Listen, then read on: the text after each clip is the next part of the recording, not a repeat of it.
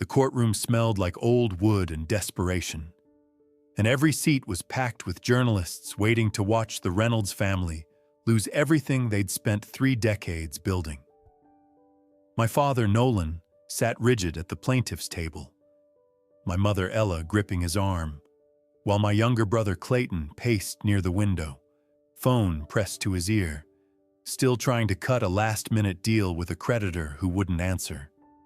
None of them noticed me standing quietly at the back of the room in a plain, dark suit, a thin folder tucked under my arm, watching them the way a surgeon studies an X-ray before the first cut.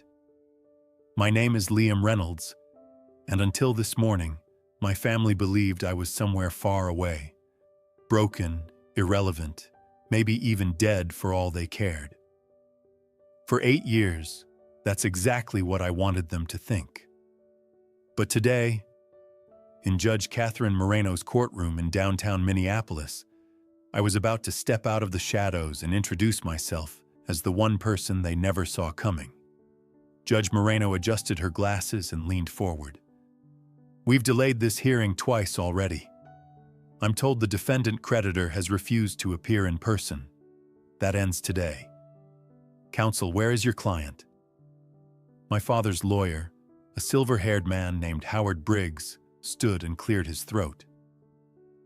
"Your Honor, we believe the defendant is operating through shell companies to hide their identity. We've filed a motion to compel—" "Motion denied," the judge interrupted. "If the creditor doesn't identify themselves in the next 60 seconds, I'll hold them in contempt and dismiss their claim entirely." Nolan leaned over to whisper something to Ella. She nodded, a tight smile forming. They thought they'd won. They thought whoever was hiding behind the paperwork had gotten cold feet. Clayton ended his call and strode back to the table, confident now. "Nobody shows, we walk. Dad, we're good." Anna, my ex-wife, sitting 2 rows behind the family, folded her arms and muttered loud enough for the reporter next to her to hear. "Whoever this predator is, they picked the wrong family to mess with. We divorced 3 years ago, shortly after I left the family. She'd claimed I'd abandoned our life together. I let her have that narrative. It was easier than explaining I'd married someone who has never truly been on my side. That's when I moved. I stepped forward, my footsteps echoing on the tile floor, and every head in the room turned. The folder stayed tucked under my arm. My face was calm, almost blank. But my eyes were locked on the 3 people at the plaintiff's table. "Your Honor," I said, voice steady and clear. "I'm here. My name is Liam Reynolds." The room went dead silent. My father's face drained of color. My mother's hand flew to her mouth. Clayton dropped his phone, and it clattered onto the floor, screen cracking. Anna's mouth opened, but no sound came out. For 3 full seconds, nobody moved. Then chaos erupted. Nolan shot to his feet, chair scraping back violently. "This is a fraud! Your Honor?" "That's my brother," Clayton shouted, pointing at me like he was identifying a criminal. "He doesn't have access to those loans. This has to be identity theft." Judge Moreno slammed her gavel twice. "Order! Both of you sit down right now or I'll clear this courtroom." I walked calmly to the defendant's table and set down my folder. I pulled out my driver's license, a corporate registration certificate, and a stack of loan assignment agreements, each one stamped and notarized. The son they'd erased had just walked back into their lives, and I held all the cards. My lawyer, a sharp, no-nonsense woman named Rachel Park, stood beside me and handed the documents to the bailiff. Rachel had started at the restructuring firm as an attorney specializing in distressed debt litigation. When I decided to pursue this case, she'd agreed to represent me personally, knowing exactly what it would mean to go up against a family like mine. "Your Honor," Rachel said calmly, My client is Liam Matthew Reynolds, born June 14, 1994, son of Nolan and Ella Reynolds. He is also the managing member of Clearwater Financial Holdings, LLC, which over the past 18 months purchased $8.3 million in defaulted loan obligations from First National Bank, Midwest Trust, and Horizon Capital. Those loans were originally issued to Reynolds Industrial Solutions. Every transaction is documented, legal, and fully disclosed to the appropriate regulators. Judge Moreno examined the documents, then looked up at me. "Mr. Reynolds, this is your family's company?" "It was, Your Honor," I said. "I haven't worked there in 8 years." Ella stood, voice shaking. "You can't do this to your own family. We raised you. We gave you everything." "You gave me nothing but blame." My voice didn't rise, but the words landed like stones. "You used me." The memory hit me hard. Myself at 22, fresh out of college, hands trembling with excitement as I laid a thick binder on my father's desk. I'd spent 4 weeks building detailed models, charts showing how small changes, barcode systems, route optimization software, dynamic inventory zones could save the company millions over 5 years. I'd barely slept. This was my moment to prove I belonged. Nolan had glanced at the first page, then slid the binder aside without reading further. "We don't need theory," he'd said. "We need people who can sell. Clayton understands that. You should learn from him instead of hiding behind spreadsheets." Clayton had laughed and slapped my shoulder, hard enough to sting. "Not everyone's built for real business, man. Maybe you're just more of a helper." That plan, the one they'd dismissed, was now saving companies across the region, just not theirs. Back in the courtroom, Nolan tried a different approach. His voice dropped, became softer. "Son, if you're angry, I understand. Let's talk privately. Family handles things privately." Another memory crashed over me, the day everything shattered. 1 year after I'd signed those documents, I applied for a small business loan to start a consulting practice. The bank rejected me. When I asked why, they sent me a copy of my credit report. Personal guarantor. $8.3 million. Reynolds Industrial Solutions. My signature at the bottom. I drove to the family house that night, printout crumpled in my fist, and found them all in the dining room having dinner like nothing was wrong. When I slammed the papers on the table, Nolan barely glanced at them. "What is this?" I demanded. "You said those were routine officer documents. You never said I'd be personally liable for millions in company debt." Nolan set down his fork, irritated at the interruption. "It's standard procedure for family officers. Stop overreacting." "I can't even get a loan now. This is attached to my personal credit for the next decade." "You weren't doing anything important anyway," Nolan said coldly. "Your brother is running sales. I'm managing operations. This was how you could finally contribute something valuable, by giving the banks comfort." Ella reached across the table. "Liam, you're being dramatic. We're a family. Families share risk.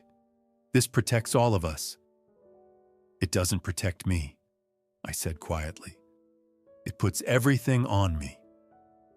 Clayton laughed from the other end of the table. "Come on, man. The company's fine. You're acting like we're going bankrupt tomorrow. Dad's been doing this for 30 years. But I saw it then. The way they all exchanged glances. The way none of them would meet my eyes. They'd planned this. All of them. I walked upstairs, packed one suitcase, and left that night.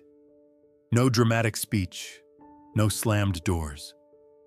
I met my father's eyes in the courtroom and said, "I stopped being your son the day you made me a personal guarantor without telling me what it actually meant. The day you decided my credit, my future, my life were worth less than protecting your mistakes. Anna stood suddenly, face pale. Liam, please, this isn't you. Don't let bitterness turn you into someone ugly. Sit down, Rachel said sharply. You're not a party to this case. Judge Moreno raised a hand. Enough. I'm calling a 30-minute recess. Both sides will prepare briefs outlining their legal positions. When we reconvene, I expect facts, not family drama. Clear? Both lawyers nodded. As the judge left, I stayed at my table organizing papers. Rachel leaned in. That went better than expected. They're rattled. They should be, I said quietly. Because what they didn't know yet was how I'd gotten here. 2 years ago, my boss at the restructuring firm where I worked had handed me a file marked Confidential Prospect. Inside was Reynolds Industrial Solutions, drowning in debt from Clayton's failed expansion project, the same one tied to the guarantees I'd signed. Just keep it clean, she'd warned me. No shortcuts, no emotion, and document everything twice. I'd followed her advice to the letter. The banks wanted out. Reynolds Industrial Solutions had missed 3 straight payments, and the lenders were tired of fighting. They were willing to sell their position for 60 cents on the dollar, a fire sale price for distressed debt.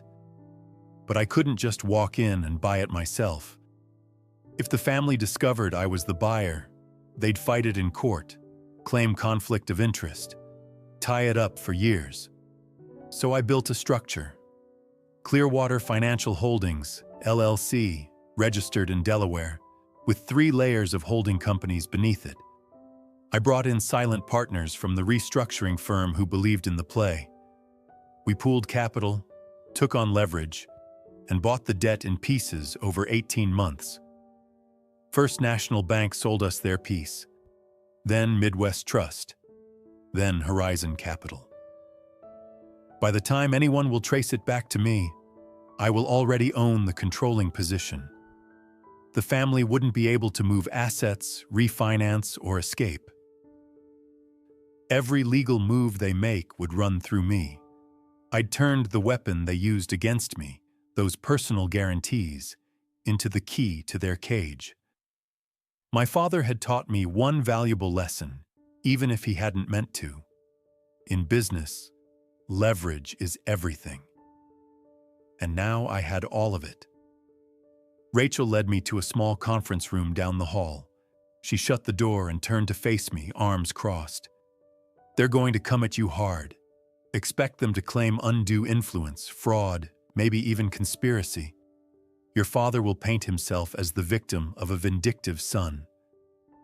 Let him try, I said, setting my folder on the table. I have everything documented. The hallway outside the courtroom was crowded with reporters, but Clayton found me anyway. He pushed through and grabbed my arm, pulling me toward an empty stairwell. We need to talk, he said. Brother to brother. I pulled my arm free. We're not brothers, not anymore. He flinched but recovered quickly. Look, I know Dad was hard on you. I know things weren't always fair, but this? You're going to ruin all of us over hurt feelings? Hurt feelings. The words tasted bitter. Is that what you think this is? Then what? I stepped closer, voice low and controlled. It's about you laughing when I proposed that optimization plan. About you calling me just a helper in front of the entire senior staff. About you standing there silent when Dad made me sign guarantees for millions in loans. Loans I didn't understand. And you said nothing. Not one warning. Not one word. Clayton's jaw tightened. So you're going to hold on to that forever? A memory surfaced. Me at 16, standing on stage at the regional science fair, holding a first-place trophy for a logistics model I'd built from scratch. I'd scanned the audience for my parents, Ella had promised they'd both be there. They weren't. They were at Clayton's baseball game, a game his team lost badly. When I got home that night, Nolan barely looked up from his newspaper. "That's nice, son. Clayton had a rough game. Maybe you could help him practice this weekend." My achievement must be his comfort, as always. Back in the stairwell, Clayton tried bargaining. "Okay, fine. You want an apology?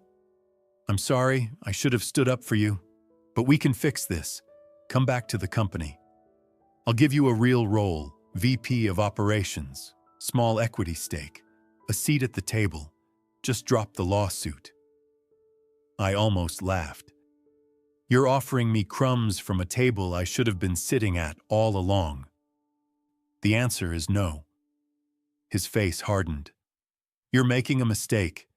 You think you're the hero here, but you're just bitter. Some people are built for leadership, Liam, some aren't. Dad saw that, I saw that.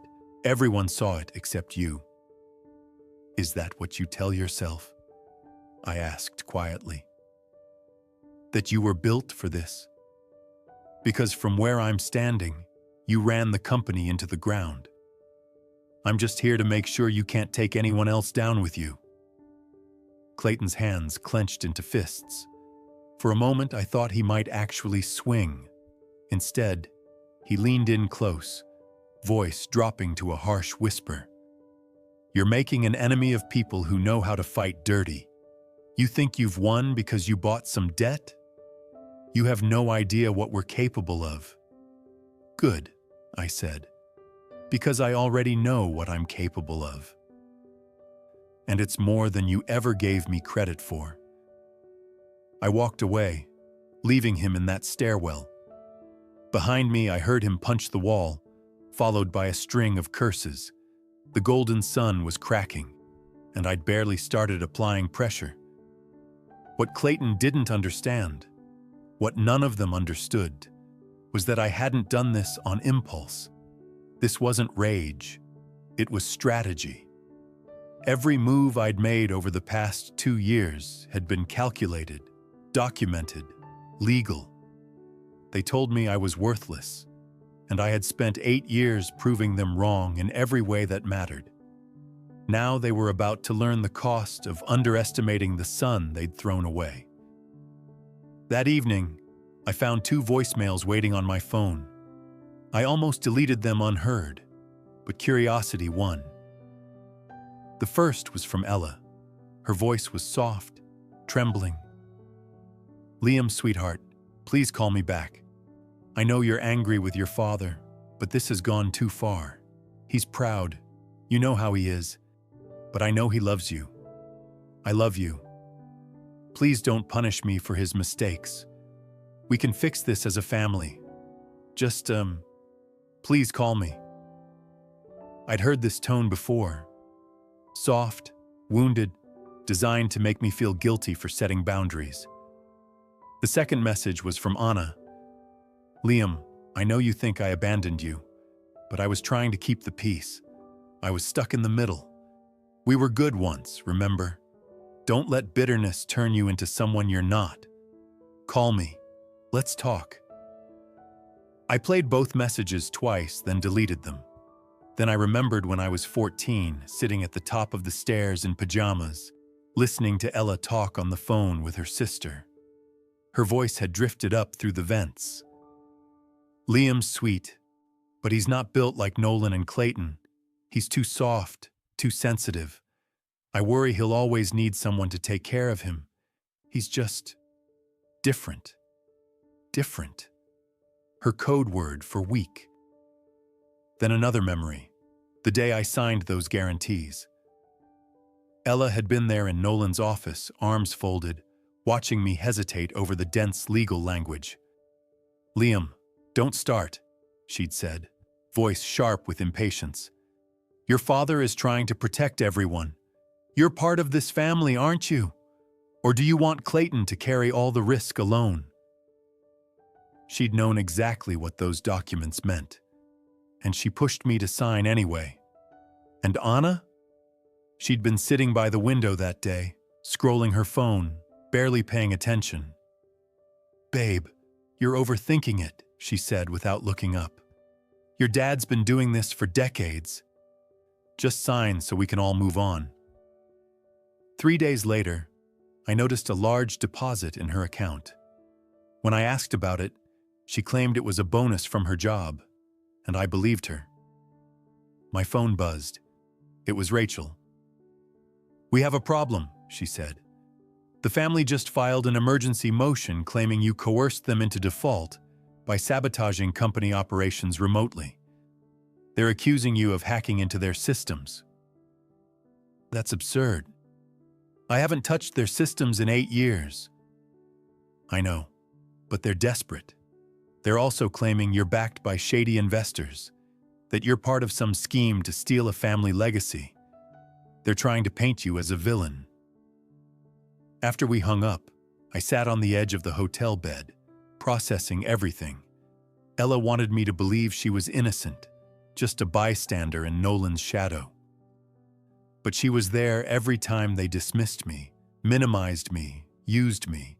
She had chosen comfort over courage, silence over support. And Anna had been worse in some ways. At least Ella was bound by marriage to Nolan. Anna had chosen to marry me, promised to stand by me, then taken payment to keep me compliant. I didn't know that yet, not for certain, but I suspected. Tomorrow in court, they'd continue attacking my character because they couldn't defend their actions. But I had something they didn't: documentation, evidence, truth. The web of lies they'd woven to protect themselves was about to collapse under the weight of reality, and I would be there to watch every thread unravel. Court resumed the next morning with standing room only. The story had spread. Business heir returns from exile to destroy his own family. Local journalists filled the gallery, cameras lined up outside. Howard Briggs stood and presented the family's defense. He waved printouts of supposed suspicious transactions and claimed I'd conspired with competitors to sabotage Reynolds Industrial Solutions from inside. "Your Honor," Briggs said, voice full of practiced outrage, "the defendant has a clear vendetta.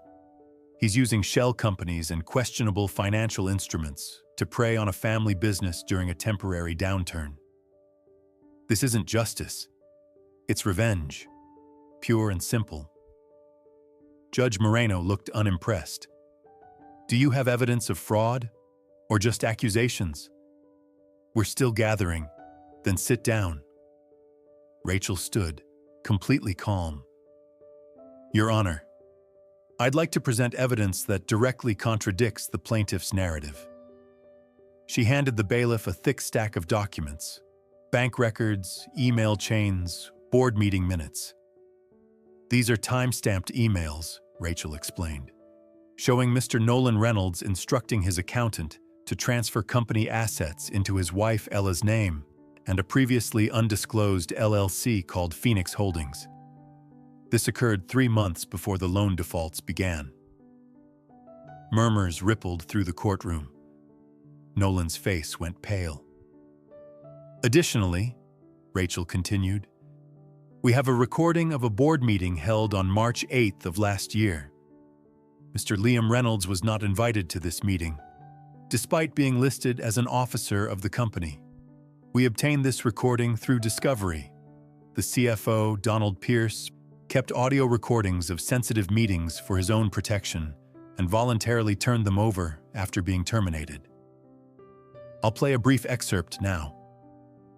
The recording crackled to life through the courtroom speakers. Nolan's voice, unmistakable. "If we default on the loans, the guarantees fall on Liam. That's the buffer we need. He's not an essential personnel anyway. The banks will go after him first, and by the time they figure out the assets are protected elsewhere, we'll have restructured." Dead silence filled the room. I watched Nolan's confident posture crumble. watched Ella's hand fly to her mouth. Another voice on the recording. The CFO, Donald Pierce, speaking. "Are you sure about this, Nolan? He's your son."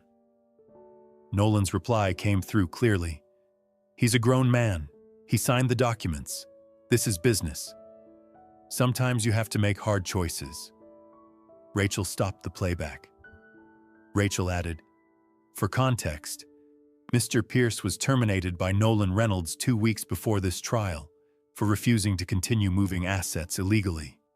He had nothing left to lose." She looked at the judge. "Your Honor, this is not a vendetta. This is accountability for documented misconduct." Judge Moreno turned to Nolan, her expression cold. "Mr. Reynolds, would you like to explain what we just heard?" Nolan stammered, his usual commanding presence gone. It was just contingency planning. Your Honor, every business discusses worst-case scenarios. That's responsible management." "Responsible management," the judge interrupted, voice icy, "doesn't typically involve designating one family member as a financial sacrifice to protect others from consequences of their own decisions. Your emergency motion is denied." Ella suddenly stood, panic overtaking whatever strategy they'd planned. "We didn't think he'd ever actually have to pay. We thought the company would recover. We were trying to protect everyone, including him." Clayton grabbed her arm, trying to pull her back down, but the damage was done. The courtroom buzzed with whispered conversations. Reporters scribbled frantically in notebooks. Judge Moreno gavelled for order. "Mrs. Reynolds, please sit down. Mr. Liam Reynolds, do you wish to respond?" I stood slowly, feeling every eye in the room on me. "No, Your Honor. The evidence speaks for itself." As I sat down, I caught movement in the gallery. Anna stood and walked out of the courtroom without looking back, her heels clicking rapidly on the tile floor. Through the tall windows, I could see news vans repositioning, reporters rushing to broadcast updates. The wall protecting the Reynolds family reputation had just cracked wide open, and I'd barely presented half my evidence. That night, a text came from an unknown number. "We need to talk. Meet me tonight. A." That's Anna. I almost ignored it, but I'd learned that information was power, so I agreed to meet at a quiet bar across town. Before leaving the hotel, I turned on my phone's voice recorder. Trust was a luxury I'd stopped affording these people years ago. She was already there when I arrived, sitting in a corner booth away from windows and other patrons. She looked exhausted. Makeup couldn't hide the dark circles, the thinness in her face. The polished woman I was married to had been replaced by someone who looked defeated. "Thanks for coming," she said, as I slid into the seat across from her. "You have 5 minutes." She wrapped her hands around her wine glass but didn't drink. "I heard what happened in court today. That recording. Nolan throwing you under. Is that why you're here? To tell me you're shocked?" "No." Her voice cracked. "I'm here because I owe you the truth." I waited, face neutral. Anna took a shaky breath. "The day you signed those guarantees, it wasn't a coincidence that I encouraged you to just sign and move on." My chest tightened, but I kept my expression blank. "What are you talking about?" "Nolan came to me 2 days before. He knew you'd ask questions, that you'd hesitate. So he made me an offer." "What kind of offer?" "He said if I kept you calm and cooperative, if I made sure you signed without making a scene, he'd pay off my student loans and credit cards. $32,000. I was drowning back then, Liam. I couldn't see any way out." The words hit like a physical blow. I'd suspected she'd chosen their side, but this was different. This was calculated, premeditated. "You were paid," I said slowly. to manipulate me. She nodded, tears streaming now. I was 24 and stupid and desperate. I thought it was harmless, just keeping the peace. I didn't know they'd actually use you the way they did. I swear I didn't know. But you took the money. Yes. I stared at this woman I'd once loved, once built a life with. She'd sold me out for the price of a used car. I found out about the payment 2 years into our marriage, I said quietly. I saw a bank statement you'd left out. When I asked, you told me it was a work bonus. I wanted to believe you so badly that I didn't push, but the doubts never left. By the time I filed for divorce 3 years ago, I knew our entire relationship had been built on lies. I just couldn't prove it until now. I can testify, she said quickly, leaning forward. Against Nolan and Ella, I'll tell the court everything. About the payment, about what he told me to say. All of it. Just, please. I need help. Clayton promised me a payout if the family won the case, but now that's collapsing. And I'm broke. And I don't know what to do. Stop. She looked up, hopeful. I don't need your testimony, I said quietly. I already have everything I need to win. And I'm not paying you a dime. Her face fell. Then what do you want from me? I stood up, leaving cash on the table for my untouched drink. Nothing. You stopped mattering to me the day you chose their money over our marriage. Liam, please. You made your choice, I said. Now live with it. I walked out and left her sitting there alone. As I drove back to the hotel, I felt something shift inside me. Not anger anymore, not even disappointment, just clarity. Every person in that family, including the woman I'd married, had seen me as a tool to be used, a problem to be managed, a liability to be absorbed. They have never seen me as someone with value. The next evening, someone knocked on my hotel door. Hard, insistent. I checked the peephole and saw Clayton swaying slightly, eyes bloodshot. Against my better judgment, I opened it. He pushed past me into the room, reeking of whiskey. We need to talk. You're drunk. Yeah, I'm drunk. He laughed bitterly. You would be too if your entire life was collapsing. I stayed near the door, arms crossed.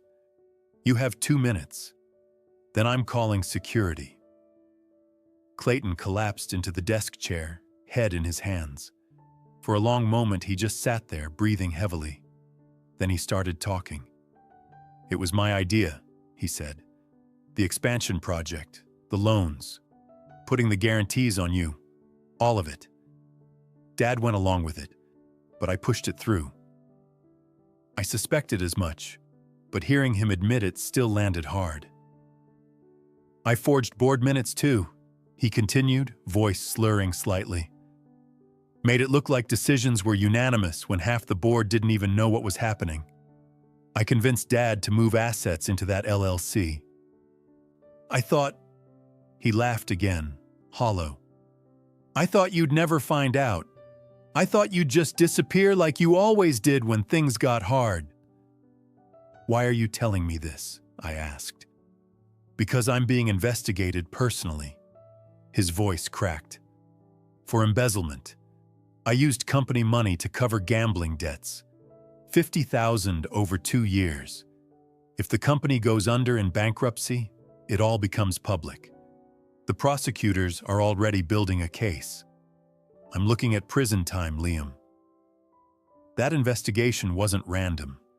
6 months ago, when I first started acquiring the debt, I hired forensic accountants to analyze every company transaction from the past 5 years.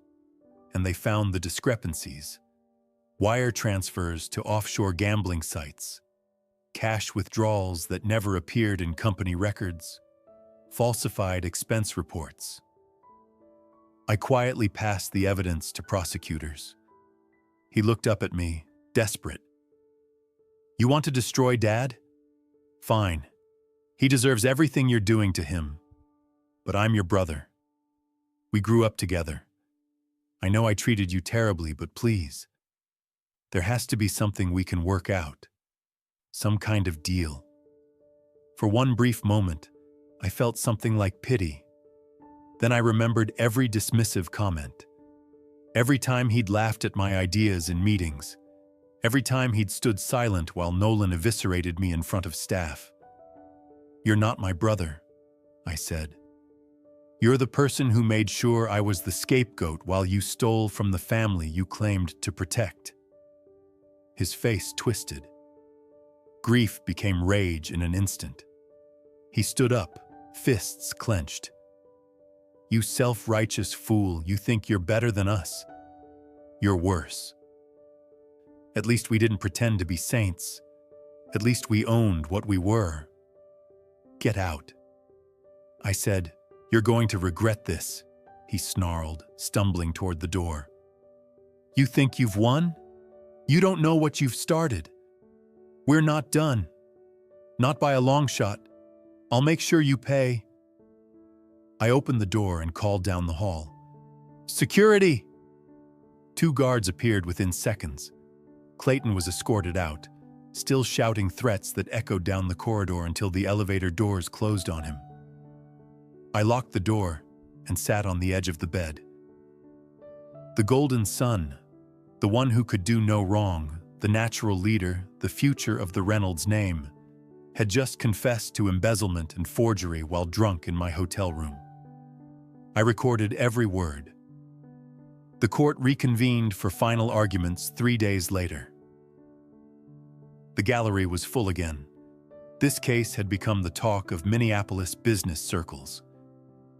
Howard Briggs made his closing argument, painting Nolan as a hard-working patriarch who'd made difficult but necessary business decisions to protect hundreds of employees and their families. He called me vindictive, opportunistic, a son who'd turned his back on family values for personal gain. Then Nolan took the stand. Briggs shook his head, clearly having advised against it. But Nolan insisted. He always did love an audience. Your Honor, Nolan began, voice steady and controlled. I built Reynolds Industrial Solutions from nothing. 30 years of blood and sweat. I gave my sons every opportunity to be part of something meaningful. He turned slightly, making eye contact with reporters in the back rows. Playing to the crowd, as always. Liam was always a sensitive kid, brilliant in his own way, but resentful of his brother's natural leadership abilities. I tried to guide him, to teach him what real business looked like, but he chose to walk away. And now he's using legal technicalities to punish success he couldn't achieve himself. His voice broke right on cue. I loved both my sons equally. I gave Liam every chance. He chose to leave. That's not my fault. Judge Moreno looked unmoved. Are you finished, Mr. Reynolds? Yes, Your Honor. Good. Mr. Liam Reynolds, your attorney has indicated you'd like to ask a few questions directly. I'll allow it, but keep it brief. I stood and walked forward slowly. Rachel had advised letting her handle this, but I needed to do it myself. Nolan, I said, using his first name deliberately. Did you read the business plan I gave you when I was 22? He hesitated. I don't recall specific details. That was nearly a decade ago. Yes or no? It's not that simple. Your Honor, I said calmly, please instruct the witness to answer. Judge Moreno nodded. Answer the question, Mr. Reynolds. Nolan's jaw tightened. No, I didn't read it. Did you ever tell me before I signed those guarantee documents that I was being placed as a personal guarantor for $8 million in loans? It was standard procedure for family officers. Yes or no? His hands gripped the witness rail. No. I pulled out a document. This is a sworn deposition from your former CFO, Donald Pierce, dated last month.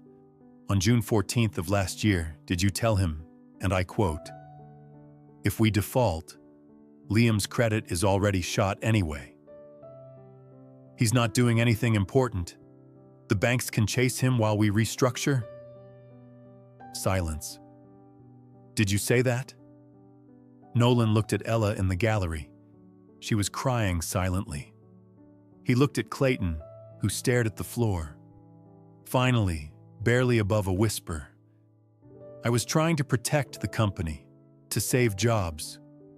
"You were protecting yourself," I said, "at my expense. You used me as a financial shield, knowing it could destroy my future, because you decided my life mattered less than your reputation." I walked back to my seat. That's not love, Nolan. That's cowardice. Behind me, I heard him let out a shaky breath. The man who has been ruling with absolute authority for 3 decades, who had built his identity on being the decisive patriarch, had just been dismantled in front of everyone who mattered. The reporters would make sure the story spread, and in few minutes, the judge will deliver her verdict. Judge Moreno took a brief recess before delivering her ruling. 20 minutes that felt like hours. When she returned, the courtroom went silent. "I've reviewed all submitted evidence, testimony, and legal arguments," she began. "This is one of the most troubling family business cases I've encountered in 20 years on the bench." Nolan sat straighter, a flicker of hope crossing his face. "The court finds in favor of the defendant, Mr. Liam Reynolds, on all counts." The hope died instantly. The debt is valid. The loan assignments were executed legally and properly disclosed to all relevant regulatory bodies. The plaintiff has failed to demonstrate fraud, undue influence, or any illegal conduct by the defendant. She paused, looking directly at Nolan and Ella. However, I must address the broader context. The evidence shows a pattern of behavior that can only be described as a cynical abuse of family trust. Mr. Liam Reynolds was treated not as a son or brother, but as a financial shield. Someone whose credit, future, and well-being were deemed expendable to protect others from consequences of their own poor decisions. Ella sobbed openly. Clayton stared at his hands. The plaintiffs have 30 days to pay the full outstanding debt of $8.3 million, plus accrued interest and legal fees totaling approximately $9.7 million. Or foreclosure proceedings will begin on all pledged collateral. This includes the family residence, company assets, and any related property. Additionally, the plaintiffs will pay the defendant's legal costs. The court is adjourned. The gavel came down with finality. Journalists rushed for exits. Cameras flashed outside. Someone shouted questions at Nolan, who sat frozen at his table. Rachel squeezed my shoulder. "You won." I nodded, but the word felt strange. Won. What did I win? My family was shattered, but I'd proven something. To them, to myself. Outside the courthouse, reporters swarmed with microphones and cameras. I raised a hand, and they quieted. "This was never about revenge," I said clearly. "It was about accountability. My family had a choice, to treat me with honesty or to treat me like a tool they could use and discard. They chose the latter. Now they face the consequences." "Will you forgive them?" someone shouted. I paused. Forgiveness isn't the same as trust. They lost mine a long time ago. Whether they can earn it back, that's up to them. I walked away without taking more questions. The fallout came quickly. Ella filed for separation from Nolan 2 months later. Once her lawyer convinced her it was the only way to protect any remaining assets.